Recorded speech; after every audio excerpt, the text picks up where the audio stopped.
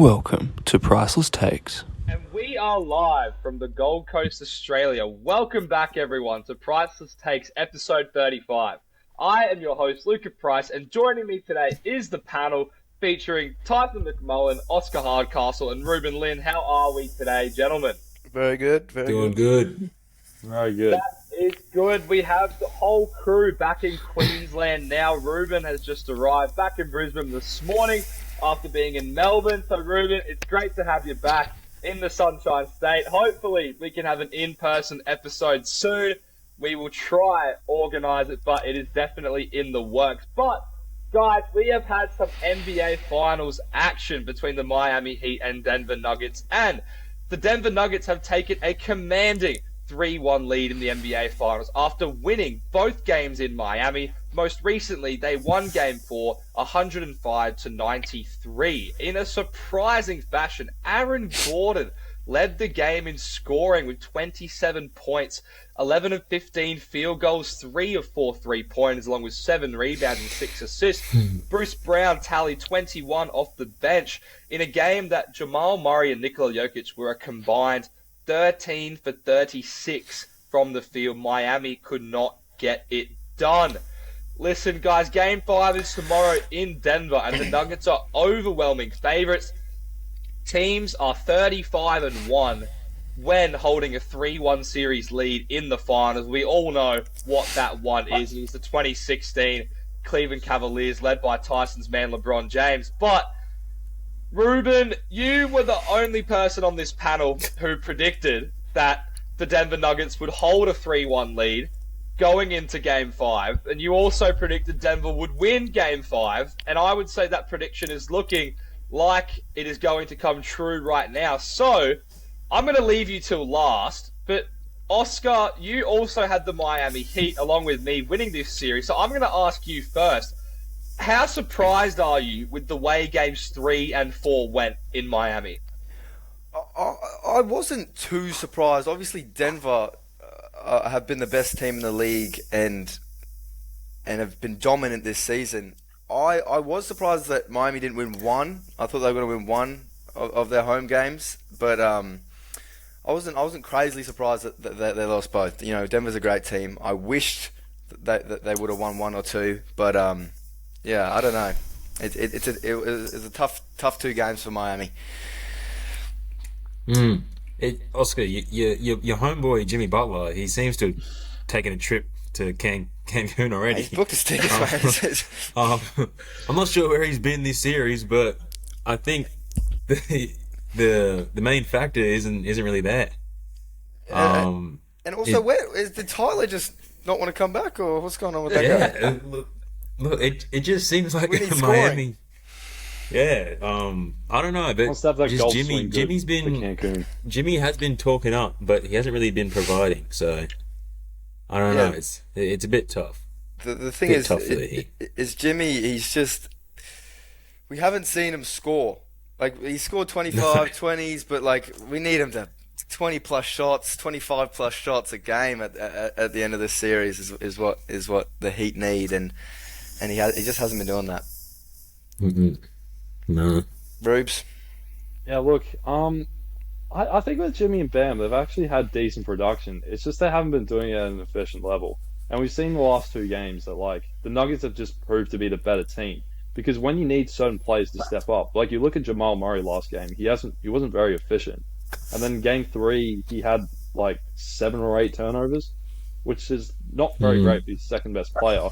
And then Jokic last game, like 23 and 10, that's still solid, but that's not what he usually has for his output. But then, as Luka mentioned at the start, it's just the role players stepping up. Like, you have Aaron Gordon get 27 one game, Bruce Brown get 21, and it's just surprising because especially, like, you're not getting that usual production from Caldwell Pope and Michael Porter Jr., but you're still having these other players step up. And I haven't even mentioned Christian Brown getting that 15, shooting 7 of 8 from the floor. But where has Max Strus been? Where has Gabe Vincent been? These players haven't stepped up. Look, I know that Jimmy and Bam are not playing at the peak of their powers, but they've still been getting 20 plus points. It's just they haven't been doing it at an efficient level. And I've also noticed that the Miami Heat in general from the floor have just been terrible. They've been shooting like sub 40%. So that's why I'm not surprised, because like you're gonna lose if you're not shooting that well. Yeah, and just Jimmy, I just can't believe he's not like. I know you said it's up to the other guys as well, but Jimmy's the guy. He's the one. He's on the big contract. He's the one that's the superstar on that team, and they just need him to put up 40, like 30, 40 points. Like you can't be putting up 17 shots, and as the guy when you're 2-1 down, needing a win at home, you gotta step up a bit and just screw everyone else. Just take that ball to the rim, and I don't know. You got to look at Kel Martin as well, because like he could have like debatably like been the Eastern Conference MVP. Where has he been as well? He's been mostly a no-show. I don't think he scored above 10 in any of these games, and he was like one of the biggest factors that got them across the line against the Celtics. So it's just about those like Nuggets players stepping up at the right time, but then the Heat role players just been no-shows. Yeah, especially when last game they played really good defense on Jamal Murray. He wasn't great. What did he get, 16 points or something? Yeah, something like very that. inefficient as well. Yeah, very inefficient, and they played really good defense on him, and they shut him down. And obviously Jokic was kind of doing his thing. He got him in foul trouble early, but they could have won that game, and it was just really sad to see him not be able to finish it off. But in Game 3 as well, they nearly pulled it off, but then they got to within 7. But then Bam had some. I think I was talking about Game 3. Shot. I think I was talking about Game 3.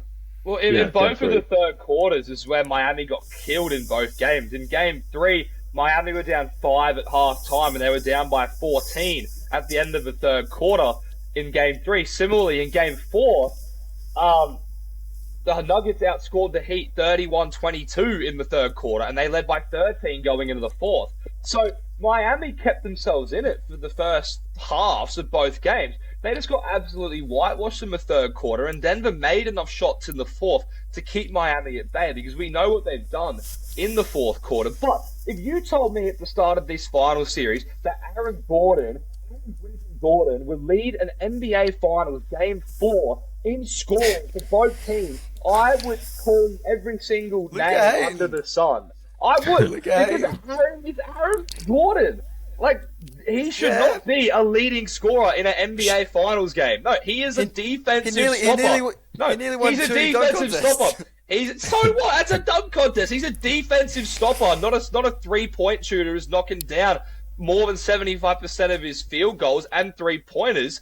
Like, seriously, Jokic and Jamal Murray probably had the worst game they have had in this playoffs. They combined for 38 points. When you look at Game 3, where they both combined for, what was it? They combined for, they were 66 points. They were 56% combined field goal. It was the first time in an NBA Finals game that two teammates both had triple-doubles. You go from that to a game where they played absolutely shocking, and Miami still couldn't win, because you had Aaron Gordon with his 27, Bruce Brown with his 21 with 16 in the second half.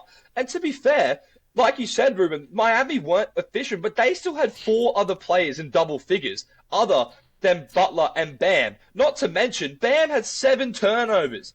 How is your center having 7 turnovers? 7 turnovers! That is ridiculous!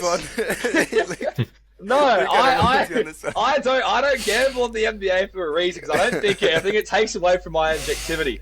But seriously, Bam Adebayo had 7 turnovers. What are you doing? Okay, they had some sort of production from the others, and they held Jamal Murray and Jokic, and they still lost by 15 points.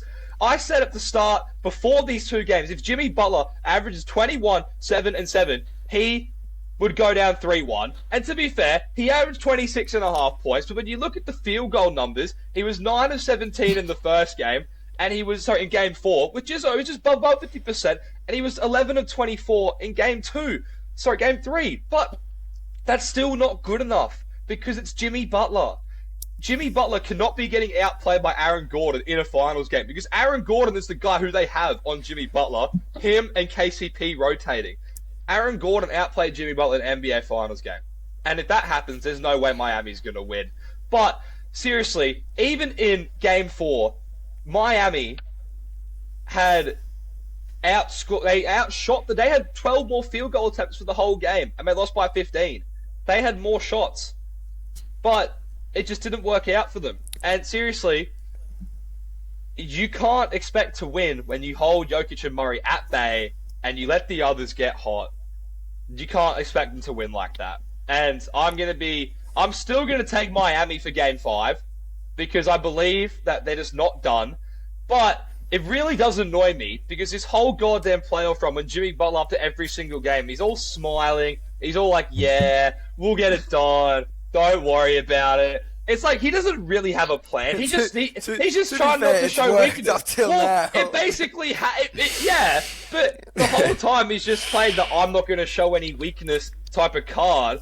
But it's just like Miami, 2 games at home. You need to come out with one of them, especially when you hold Jamal Murray and Nikola Jokic to 38 points combined. After in the previous game they had 66 points combined. It's just not good enough.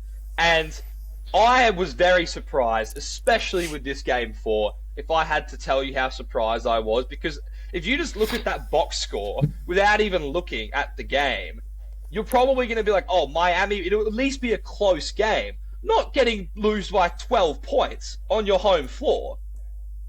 Like, that's just, like, come on. I was so disappointed with Miami, and I'd love to hear someone's response about what I just said. Oh, yeah, you go too. You go. No. You go first. Okay, well, I just think what Miami was doing all playoffs is they were able to delegate. You know, you had Jimmy getting his 20+ points, and then you had Bam, you know, doing all right every now and then. But you had the role players was where, you know, they got the most of their production from, like, which you don't see on many teams. Is your role players doing the big job, and it just they haven't done that this series. And I think so to win Game 5. I think we need Gabe Vincent stepping up. We need Caleb Martin stepping back up. Yeah, he did, but we need the rest. We need Max Strus to actually make a bucket. Yeah. and that's what I mean. It's 20% on wide open threes this finals. Like, how do you expect to win?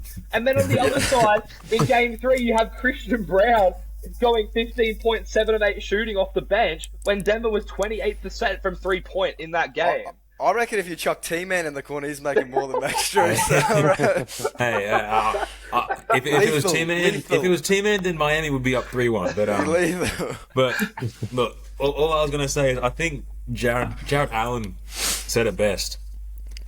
The light's just too bright. I think look, like Miami, like Jimmy Butler, he's great at getting to the finals, but he's shown he just can't produce, you know. But unless he can turn it around.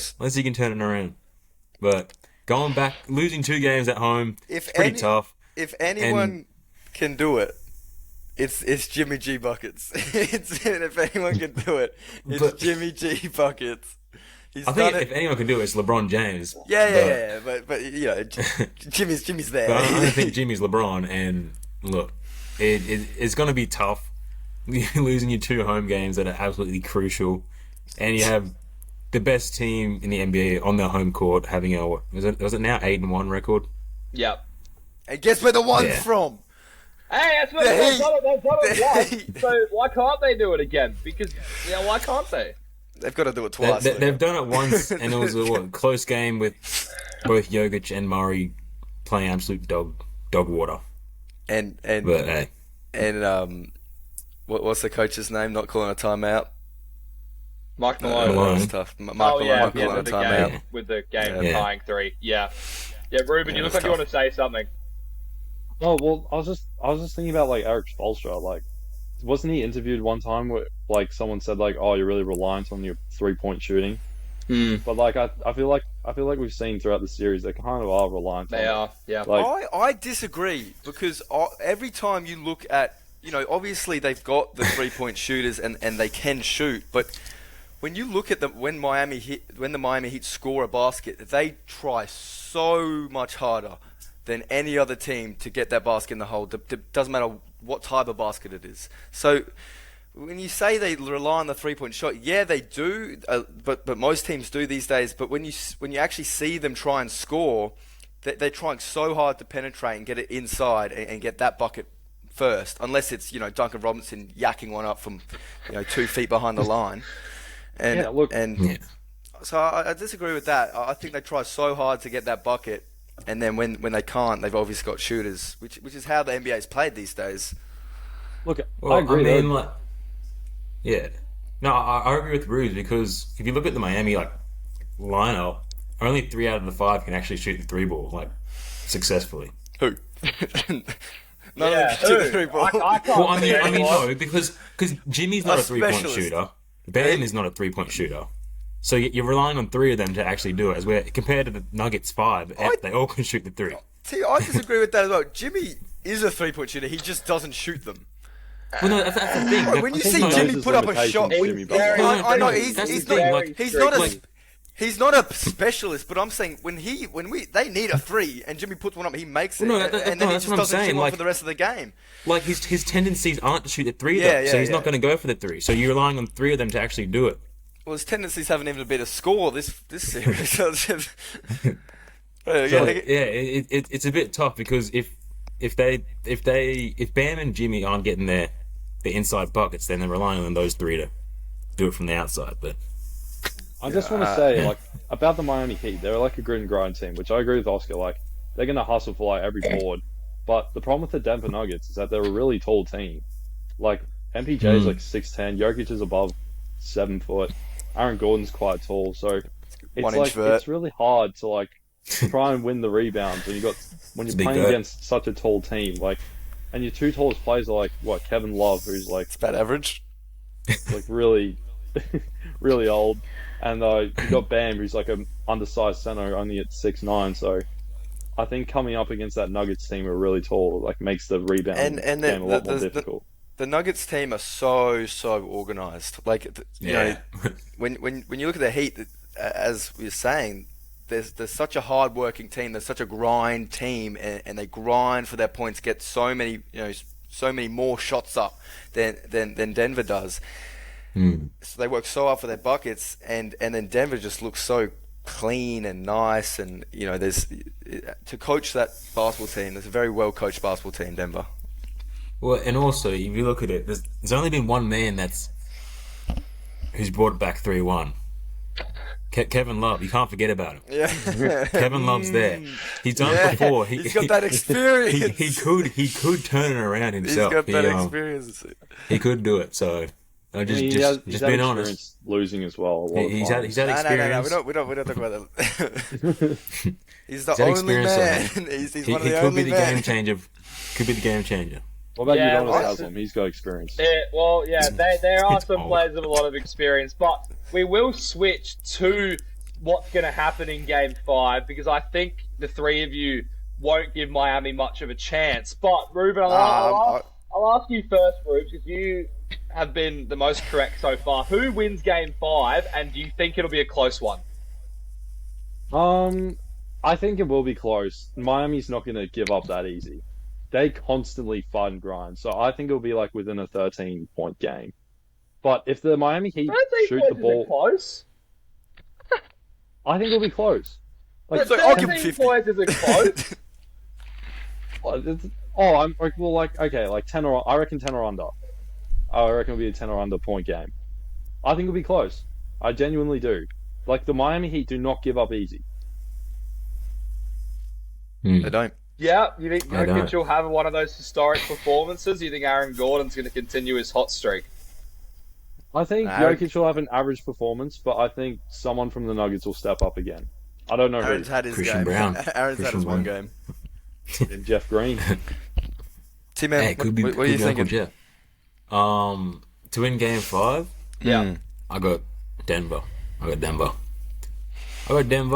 mean, it's their home court. They're on a hot streak right now. They're probably feeling good. You saw Jokic dancing in that festival in Miami or wherever it was in the bar. That was an old video, Tyson. Oh, was it? Oh.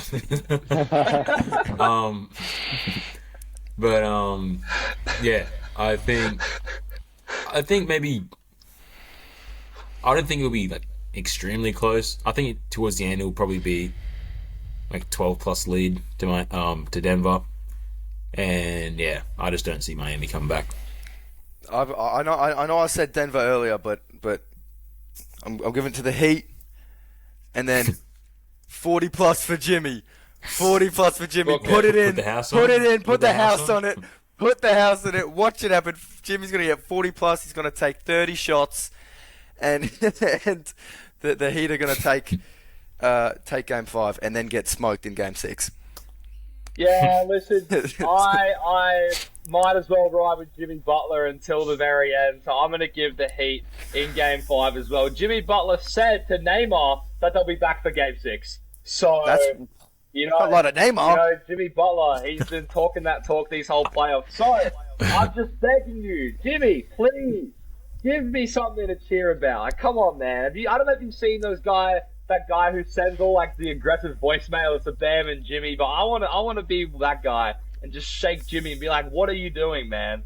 You just got to step up. At least give me one playoff Jimmy performance in these finals. We saw him have whatever it was, 35, 12, and 13 games against the Lakers in the finals 2 years ago. So we know he's capable of having a playoff Jimmy performance. I just want one of those. At least get it back to your home court. You can't bow out this easily when you've overcome so much to get to this point. I gotta believe in them just a little bit more until they prove me completely wrong. This whole segment from me and you, Luke, is going to be clipped, and we're going to be wrong. We're going to. Hey, well, it wouldn't change much. We've both been eating some crow recently, but we are going to switch gears more to talk about Nikola Jokic, because there has been a lot of discussion about him and his legacy. We heard DeMarcus Cousins earlier in the year talking about if Jokic were to win the back-to-back-to-back MVP, that puts him up with only a certain number of players. It was only Larry Bird and I believe Bill Russell or Wilt Chamberlain who's won MVP back-to-back-to-back 3 times. I definitely know Larry Bird, but Jokic's legacy is going to definitely change if he wins his championship. So I'll read it out to you. If Jokic wins a ring, it'll add to his impressive resume. It'll make him a 2-time MVP, 5-time All-Star, Western Conference Finals MVP, 3-time All-NBA first team, 2-time All-NBA second team, and the All-Rookie first team. Now, the debate right now is, if Jokic wins this championship, would he be the best European player ever over Dirk, who I'd say all of us, I think, consider Dirk to be the best European player of all time. Is Greece not in Europe anymore? Well, Greece is in Europe. We can get into that, but the general, the general forget about Giannis. No, I'm not forgetting about it. I'm saying the general consensus right now is that Dirk is the best European player of all time. So, Oscar, I'll ask you first because you kind of got into what I want to talk about. But if Jokic does win this championship and adds a ring to his resume, where would you rank him in terms of the best European players of all time? I'm ranking him. He's third for me. I think Dirk and Giannis are above him. You know, Dirk has one of the best rings of all time, one of the hardest rings in my eyes of all time, and Giannis has won his NBA champ, is a 2-time MVP, is a Defensive Player of the Year, has 5, 7 All-Stars, the same as Jokic. You know, has all the stats but better.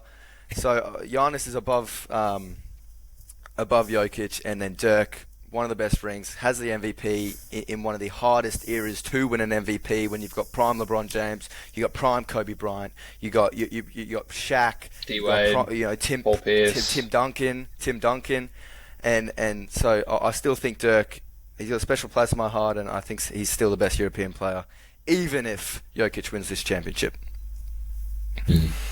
No, I agree. Totally agree. I got him in third as well. Like, it's probably like recency bias comparing him to like Dirk's resume.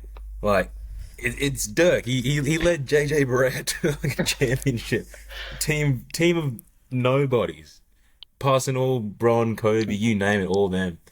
Like, you got to give it to the man. He's shown the success throughout his whole career. bloody damn good. Yeah, and you still got Giannis, who's still got the edge with like the defensive player of the years and whatnot. But I'd say if maybe Jokic wins like another MVP or another chip, he'd move into second.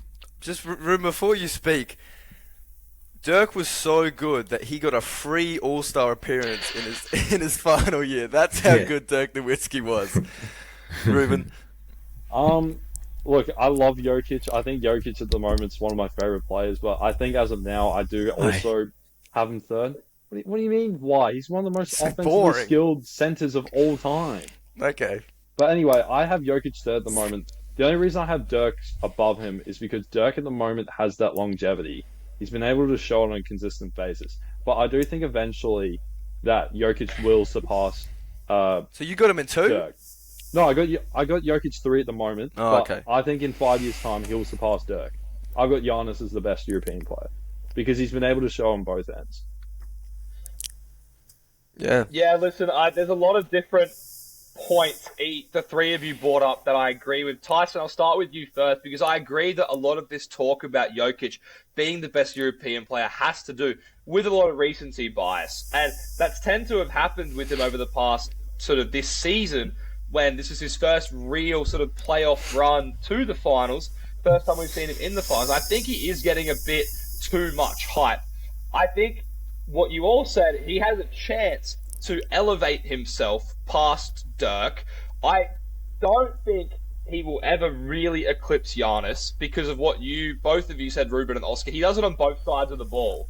And you look at that, he's Defensive Player of the Year, 4-time All-NBA Defensive First Team, 1-time Defensive Second Team, Most Improved Player, 75th anniversary, not to mention the offensive stats as well. But Dirk does have that longevity, 14-time All-Star, 4-time NBA First Team, 5 All-NBA Second Team, 3 NBA Third Team, 75th anniversary.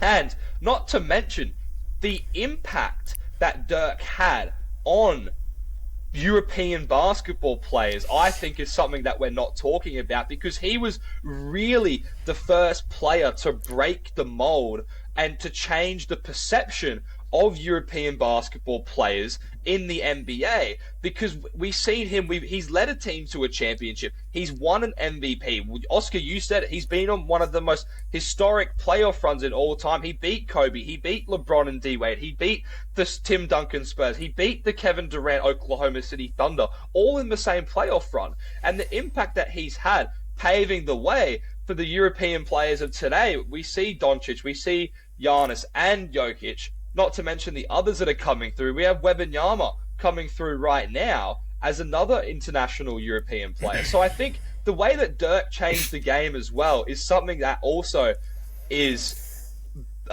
good for his legacy that Jokic and Giannis don't quite have. But I believe that if Jokic wins another MVP and another championship, we can have this conversation. But Dirk also has one of the most unstoppable moves all time with the one-legged fadeaway. And that's another signature move that he adds to his element. But Tyson, you already sort of said it with what you think. But Reuben and Oscar, I'll ask you first, Reuben, is what do you think Jokic can do? What more does he need to do? Is it simply just longevity and getting those all-star appearances? Or do you think he needs some more MVPs and championships to elevate himself into the top 2 European players ever?